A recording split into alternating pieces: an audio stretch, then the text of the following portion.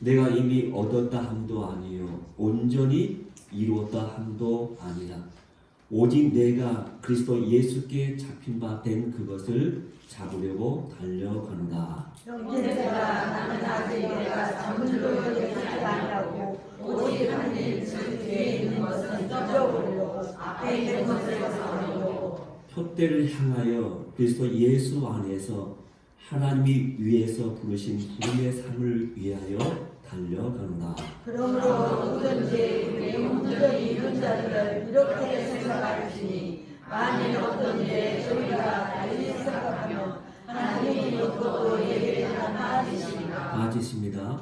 오직 우리가 어디까지 이뤘든지 그대로 행할 것이라. 아멘. 우리가 세상을 살아가는 삶의 방식, 라이프 스타일은 크게 두 가지로 나눌 수 있다고 볼 수 있습니다. 하나는 늘 과거만을 바라보며 살아가는 과거 지향적인 삶입니다. 늘 과거만을 바라보는 과거 지향적인 삶. 또 한 사람은 미래를 바라보며 살아가는 미래 지향적인 삶. 그런 라이프 스타일. 이런 두 가지로 나눌 수 있다는 것입니다. 그런데 이것은 현재 자신의 나이와 전혀 상관이 없다는 것을 우리가 알아야겠습니다. 비록 젊은 나이라고 할지라도 그 사람에게 더 이상 어떤 꿈도 어떤 비전도 없다면 그 사람의 삶은 과거 지향적인 삶이 될 수밖에 없을 것입니다. 왜냐하면 늘 앞에 있는 것은 아무 기대도 없고 바라볼 수 있는 것이 없기 때문에 자기의 뒤를 바라보면서 계속 그렇게 추억하며 살 겁니다. 그러나 아무리 나이가 많은 사람이라 할지라도 그 사람에게도 아직 어떤 꿈이 있고 그 꿈을 품고 있다면 그 사람의 삶은 미래지향적인 삶일 수밖에 없을 것입니다. 오늘 본문에 등장하는 빌립보서는 바울이 로마의 감옥에 있을 때 쓴 옥중서신입니다. 바울을 연구한 신학자들은 바울이 대개 AD 1년 내지 2년에 태어나서 AD 68년경에 순교한 것으로 추정을 합니다. 그런데 이 빌립보서를 쓴 때가 언제냐면 보통 AD 61년경에 기록했다는 것입니다. 그러니까 바울이 빌립보 편지를 기록할 당시의 바울의 나이는 상당히 많은 나이에 기록했다고 말할 수 있는 것이죠. 그런데 그 당시에 보면 수명이 짧았기 때문에 비교적 늙은 나이에 빌립보서를 기록했다는 것이죠. 그런데도 우리가 다른 편지와 마찬가지로 특별히 이 빌립보서를 보면 바울의 마음속에는 아직도 벅찬 꿈과 비전이 있고 또한 그것에 대한 설렘이 있다는 것을 우리가 발견할 수 있다는 것이죠.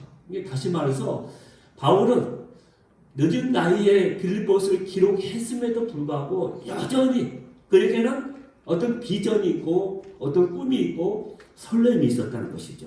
여러분 지금 자신의 나이와 상관없이 나에게 꿈이 있고 가슴을 뛰게 만드는 설렘이 있다는 것은 정말 행복한 일입니다.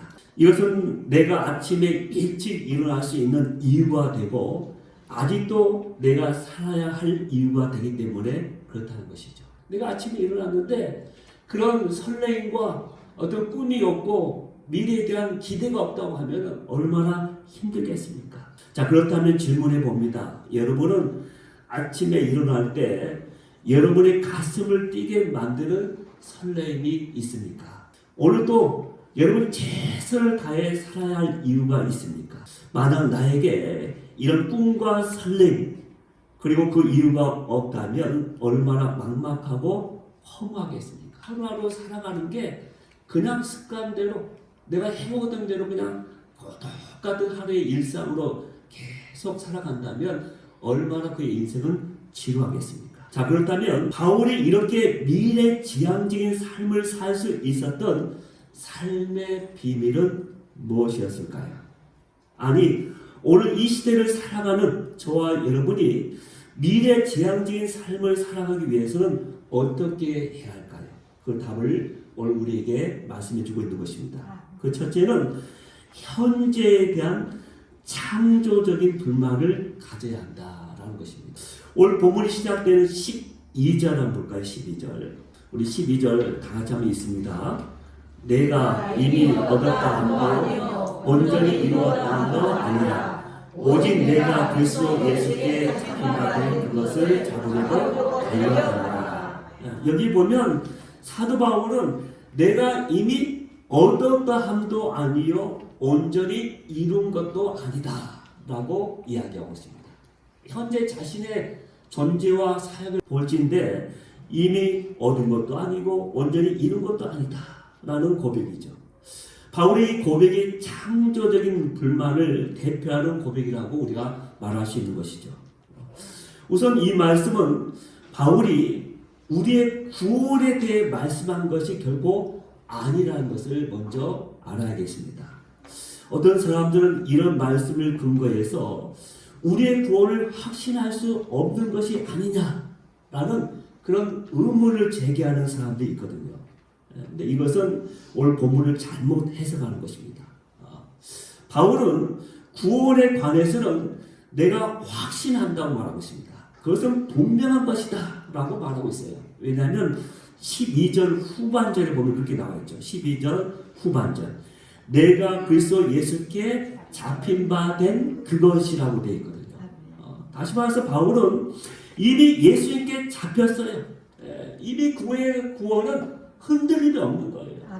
자기의 구원에 대해서는 확신한다는 이야기입니다.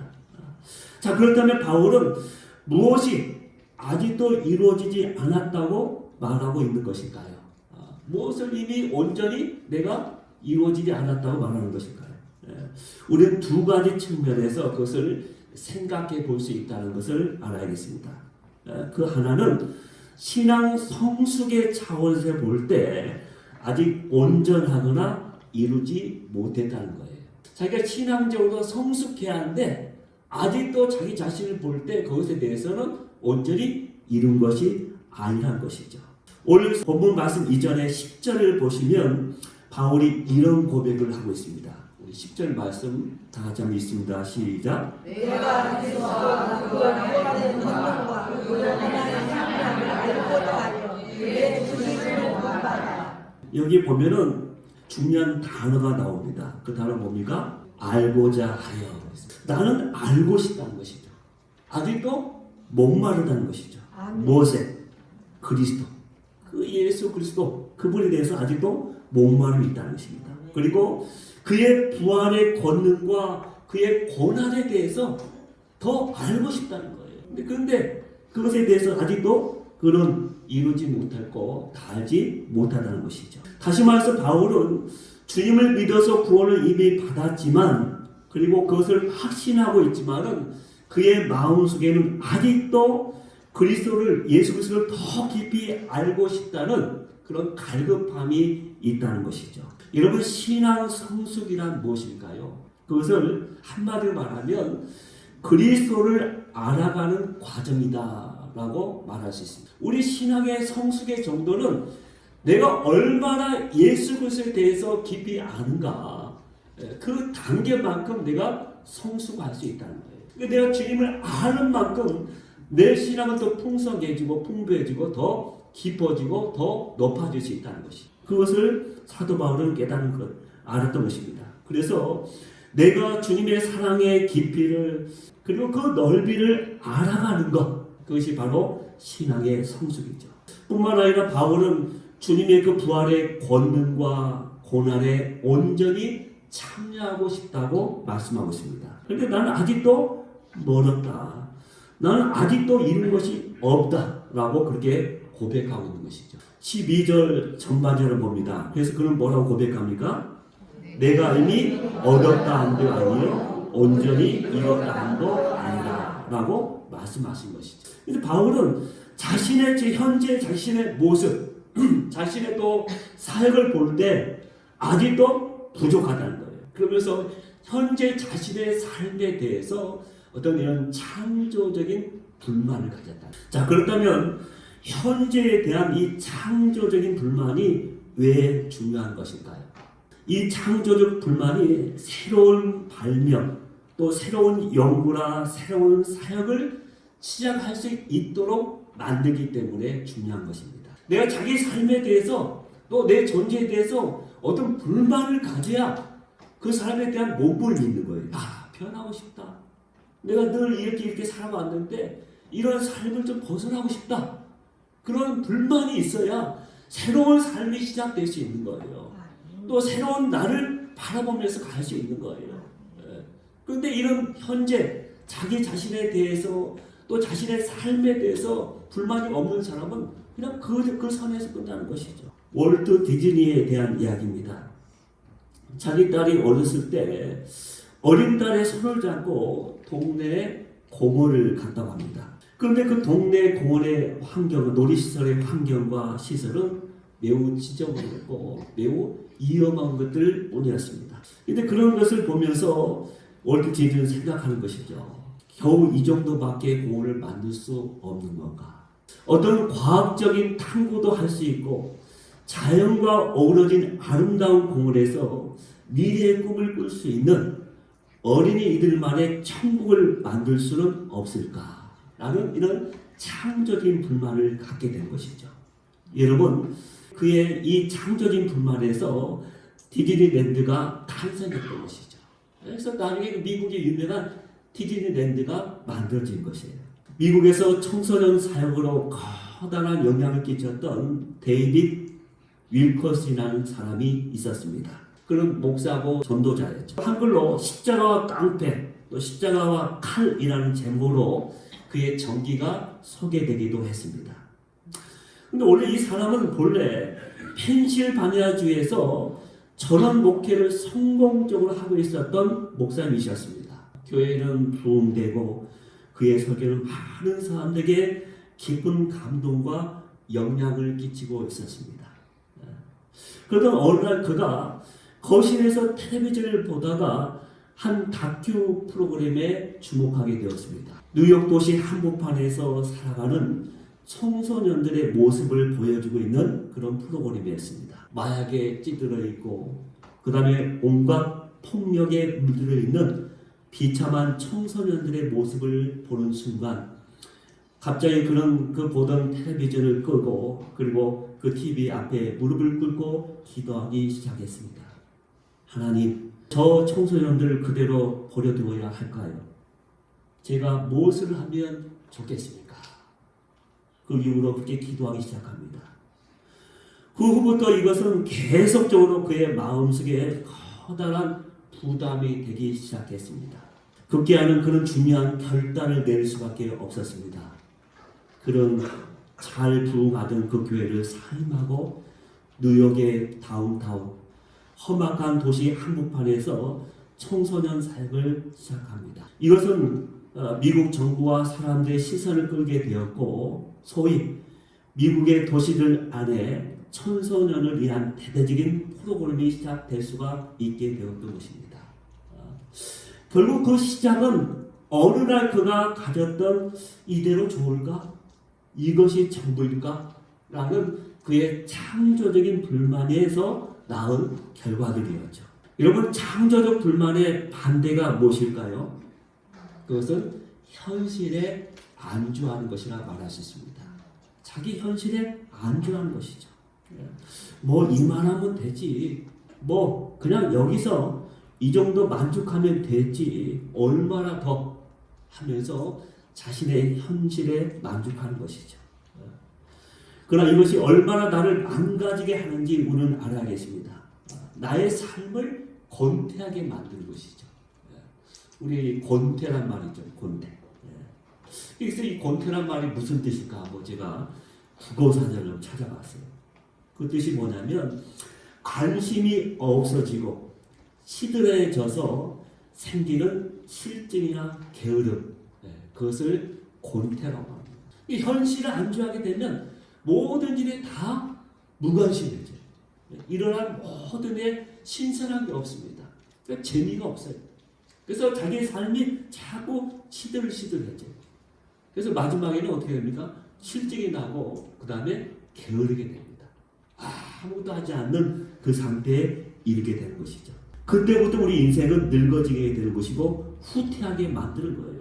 그러나 늙은 나이에도 나이 드신 분들 가운데도 계속해서 찾으면서 자기 삶에 있어서 늘 그 가운데 하나하나 더 알려고 하고 더 행하려고 하고 더 진료하는 사람은 뭔가 다르다는 것이죠. 이것은 개인도 그렇고 공동체도 마찬가지입니다. 그냥 거기서 안주하게 되면 더 이상 발전이 없는 것이죠. 저는 하나님 앞에서 여러분과 제가 현재 자신의 삶에 대해서 이런 창조적인 불만을 갖고 더욱 달려나기를 원합니다.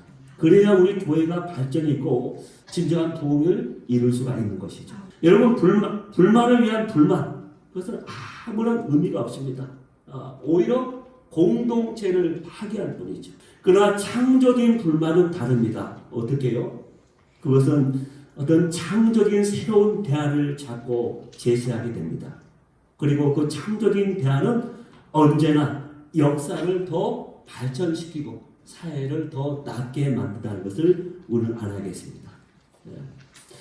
자, 우리가 미래지향적인 사람이 되기 위해서는 두 번째는 어떻게 할 거예요? 미래에 대한 확고한 목표를 가져야 합니다. 자신의 확고한 목표가 있어야 합니다. 14절은 뭘까요? 14절 다 같이 있습니다. 시작. 그때를 향하여 그리스도 예수 안에서 하나님 위에서 부르신 신명을 향하여 달려갑니다. 아멘. 여기 보면 표대를 향하여 있습니다. 표대를 향하여, 골을 향하여, 골. 영어는 골. 다시 말해서 목표를 향하여, 향하여 가야 합니다. 바울은 그가 예수님을 만난 후 분명 어떤 표대가, 목표가 정해지게 되었다는 것이죠. 그 표대는 다른 말로 하면 하나님이 위에서 부르신 부름, 다른 말로 하면 소명이라 말할 수 있습니다. 소명은 부르심입니다. 위에서의 부르심. 바울은 지금 그 소명을 보고 있는 것이죠. 그리고 자기의 인생이 그 부르심 앞에서 순종하고 나중에 주님님 앞에 섰을 때 그가 누릴 수 있는, 받을 수 있는 상급을 바라보고 있다는 것이죠. 바로 그 부르심의 상을 위하여 나는 그 목표를 바라보고 가고 있다라고 분명하게 그가 우리에게 선언해주고 있다는 것이죠. 여러분, 하나님께서는 여러분과 제가 단순히 구원을 위해서만 부르신 것이 아니라는 것을 우리는 분명히 알아야겠습니다. 우리가 구원을 받고 하나님의 자녀가 되는 것, 그것도 참 놀라운 일입니다. 그러나 그것은 하나의 출발이에요. 구원이 전부가 아니에요. 그것은 또 다른 하나님 부르신 그 상을 위한 출발일 뿐이지 그게 전부가 될 수는 없다는 것이죠. 하나님은 우리에게 구원을 베푸신 이유는 이제 우리가 불러주신 그 일을 하도록 우리를 구원해 주셨다는 것이죠. 그러므로 하나님의 부르심에 근거한 인생의 목표를 정하는 것은 정말로 소중한 일입니다. 오스 키니스가 쓴 책 가운데 이 소명이라는 책이 있습니다.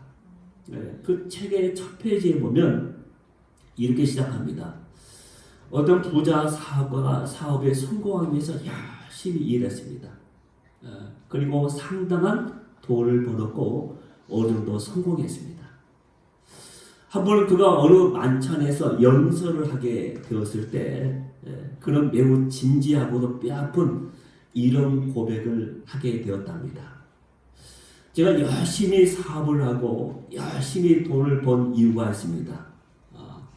제가 돈을 벌면 많은 사람들 거느리게 될 것이고, 그러면 제가 하던 일들을 그들에게 다 위임하고 다 주면 제 인생은 참 평안할 것이다 라고 생각했습니다. 이제 상당히 돈을 모았고 많은 일들을 종업원들에게 다 위임해 주었습니다. 그런데 여러분, 도저히 이렇게 해도 위임할 수가 없는 것 하나가 있었습니다. 그것은 인생의 목표를 세우고 그 목표를 실현하는 일만은 그 누구도 대신할 수 없다는 것을 이제야 깨달았습니다. 라는 그의 고백입니다. 그렇습니다. 우리가 인생의 소명, 그 목표를 바라보고 달려가는 것은 아무도 대신할 수 없는 것입니다.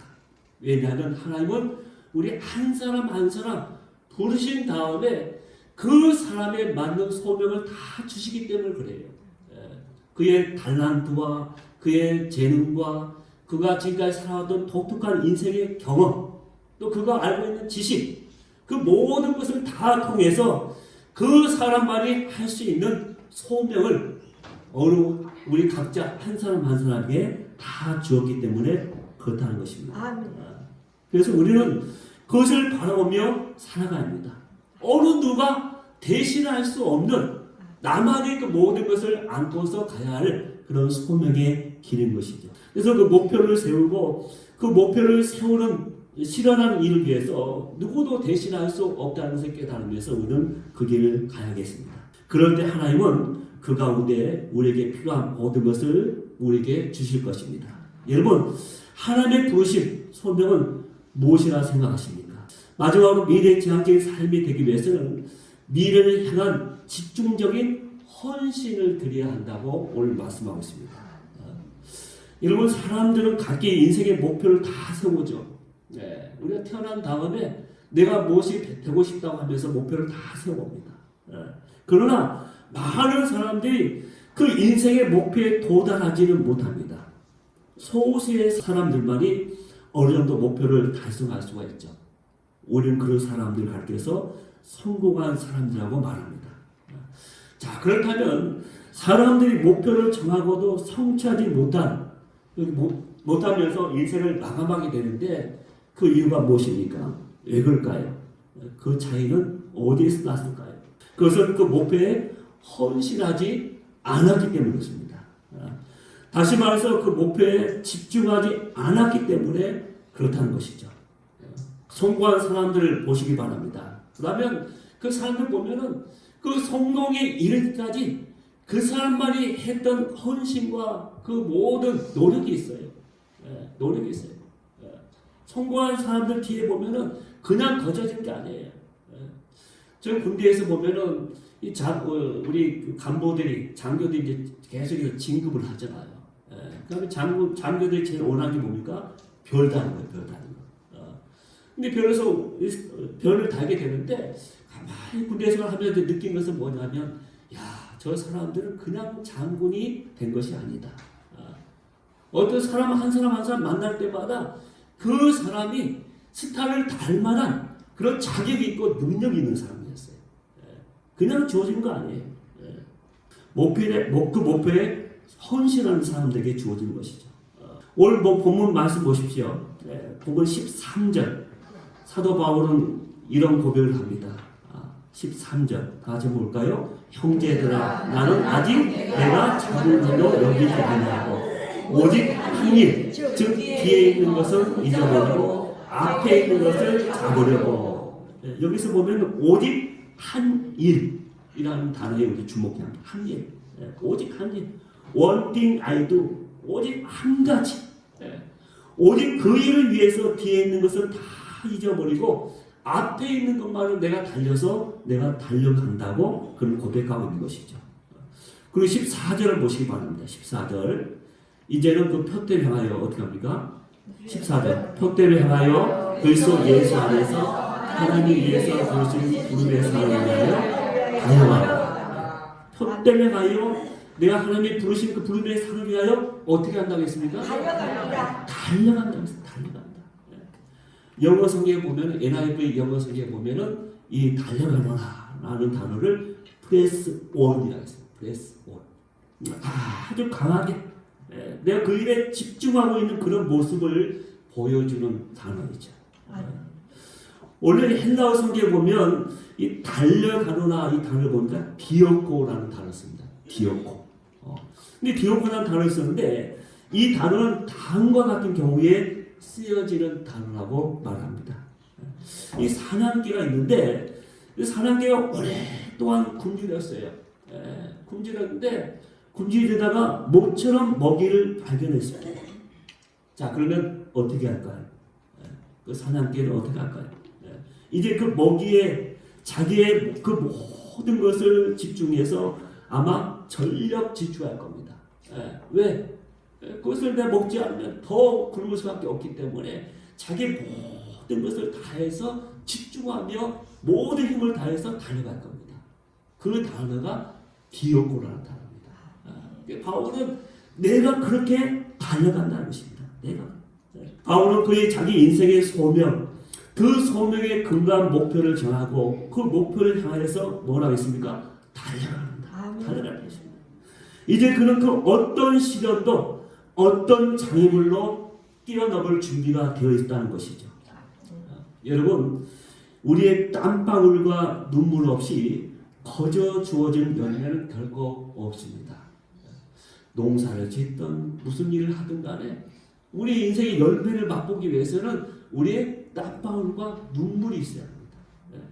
열심히 자기의 해야 할 것들을 최선을 다해서 하는 그 땀방울이 있어야 하고, 또 그것을 자기에서 끝나는 것이 아니라 하나님께 그 모든 것을 다 맡기면서 내가 눈물로 기도하며 주 앞에 달려나갈 때 우리는 그 열매를 맛볼 수가 있는 것이죠. 고난의 십자가를 통과해야 영광의 멸관이 주어지는 것입니다. 결코 곧바로 주어진 거 아니에요. 그런데 그 고난의 과정을 하나하나 통과하는 게 얼마나 힘듭니까? 우리 땀방울 눈방울 흘리는 게 얼마나 힘듭니까? 외롭기도 하고 고독하기도 하고 정말 이 길을 가는 게 맞는 것일까 의심이 들기도 하고 때때로 넘어지기도 하고 또 누구 때문에 상처받기도 하면서 그 길을 간 거예요. 비록 그 길을 다 가야 그 마지막에 주어지는 게 멸관이에요. 그 마지막에 주어지는 게 열매예요. 근데 그 과정을 다 없이 그냥 오늘 이 시대는 열매만, 그 달콤한 열매만을 자꾸 따먹으려 하니까 문제가 되는 거예요. 그런데 여기에는 창조적인 모험심과 돌파의 용기가 요청된다는 것입니다. 어떤 선생님이 학생들에게 숙제를 냈다고 합니다. 학생들의 어떤 창조적인 모험심을 실험하기 위해서 흥미로운 숙제를 냈습니다. 어떤 사람이 호랑이에게 쫓기게 되었다. 한참 쫓기다가 남떨어지를 만나게 되었다. 앞에는 남떨이라 더 이상 갈 수가 없고 뒤에서는 호랑이가 쫓아오고 어떻게 해야 할까요? 하면서 학생들에게 질문을 했습니다. 그렇게 학생들이 여러 가지 재미난 대답을 합니다. 선생님 째려보면 됩니다. 또 선생님 죽는 척하면 됩니다. 또 어떤 학생은 호랑이가 덮치는 순간 살짝 피하면 됩니다. 뭐 이렇게 등등. 근데 그 중에서 딱 선생님 마음에 합당한 합격한 답안이 나왔는데 그것이 무엇인지 아십니까? 그 답은 꿈을 깨면 된다. 지금 꿈꾸고 있었던 것이죠. 여러분, 우리가 아무리 위기 앞에 서 있어도 돌파할 수 있는 길은 반드시 있습니다. 때문에 어떤 상황 속에서도 이제는 더 이상 뒤돌아서지 않겠다고 결단하는 것이 중요한 것이죠. 그래서 바울도 13절에 뭐라고 했습니까? 뒤에 있는 것은 잊어버렸다고 고백하고 있습니다. 뒤에 있는 것은 내가 다 잊어버렸다. 다 잊어버렸다. 그리고 본문 마지막 절 16절에 이렇게 고백합니다. 뭐라고 고백합니까? 오직 우리가 어디까지 이르렀든지 그대로 행할 것이다. 오직 우리가 어디까지 이르렀든지, 우리가 어디까지 이르렀는지 다 사람마다 각기 달라요. 다 다른데 중요한 것은 내가 그곳에서 그곳을 그대로 행하는 게 중요한 거예요. 남과 비교할 것도 없어요. 내가 이런 그곳에서 그 장소에서 내가 할 수 있는 최선을 다해서 달려가는 게 중요한 것이죠. 그대로 행하는 게 중요한 거예요. 하나님은 그 모습 그대로를 받아주신 것이죠. 아까 소개했던 오스키니스가 쓴 그 소명 가운데 이런 내용이 또 소개됩니다. 세계에서 처음으로 항해의 길을, 바닷길을 열었던 위대한 몸과 마젤란의 그 세계를 소개하고 있거든요. 그러나 그가 그 위대한 역사를 이루기 위해서 얼마나 많은 시련과 난관을 통과해야만 했을까요? 우선 항해 지도의 잘못된 판독으로 그가 2년 동안 항해하겠다고 계획했던 그 항해가 3년 이상 걸렸습니다. 그러다 보니까 식량이 고갈되기 시작했습니다. 그들이 쓰고 있던 배의 모든 장비가 하나둘 파손되기 시작했습니다. 설상가상으로 스페인 몇몇 귀족들이 선산 반란을 시도합니다. 그러나 이 숱한 어려움을 겪으면서도 이 마젤란 선장은 모든 승객들과 일하는 사람들에게 단지 한마디를 계속 외쳤다고 말합니다. 무슨 말일까요? 항해하라. 계속 항해하라. 계속 항해하라. 그렇게 외쳤다는 겁니다. 그래서 그 모든 위기를 돌파했다는 것이죠. 오늘 본문에 나오는 바울도 그렇게 저와 여러분에게 외치고 있는 것입니다. 우리가 어디까지 이르렀든지 이제 목표를 정했다면 계속해서 그대로 달려가라는 것이죠. 더 이상 뒤돌아볼 필요도 없이 오직 앞만 바라보고 달려가라는 것입니다. 그럴 때 언제가 우리에게 열매가 있고 하나님의 부르시는 그 상을 우리가 얻을 수 있다고 오늘 저와 여러분에게 말씀해주고 있는 것입니다. 여러분, 아프리카 선교사였던 리빙스톤의 전기를 읽어보면 노년에 그가 잠시 안식년을 얻어서 영국으로 돌아왔거든요. 그때 누군가가 리빙스톤에게 이런 질문을 던졌다고 합니다. 리빙스톤 선교사님, 이제는 어디로 가시는 겁니까? 이제는 어디로 가실 것입니까? 그때 그런 매우 의미심장한 이런 대답을 했다고 합니다. 앞으로 나아가는 곳이면 어디든 갈 것입니다. 앞으로 나아가는 곳이면 저는 어디든 갈 것입니다. 그는 결코 뒤를 돌아보지 않았습니다. 왜냐하면 아직도 그의 소명이 끝났다고 생각하지 않았기 때문입니다.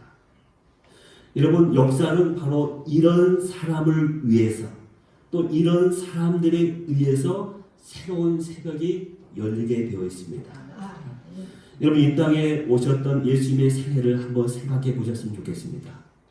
주님은 아버지께서 이 땅에 보내주신 그 뜻, 그 소명을 이루기 위해서 한 걸음 한 걸음 한 번도 옆걸음을 가지 아니하고 십자가를 향하여 걸어가셨습니다. 그리고 결국 십자가에서 다 이루었다고 말씀하시고 운명하셨습니다. 그렇다면 주님의 제자로 부르심을 받은 저와 여러분도 그 부르심의 근간, 그 목표를 정하셨다면 이제는 더 이상 뒤로 돌아보지 않고 오직 그 목표를 하여 내 생애를 던지는 헌신을 통해서 주님께서 말씀하신 것처럼 나도 내 인생 마지막에 다 이루었다고 고백하며 주님 앞에 서는 저와 여러분이 되기를 주의 이름으로 축원합니다. 기도하겠습니다.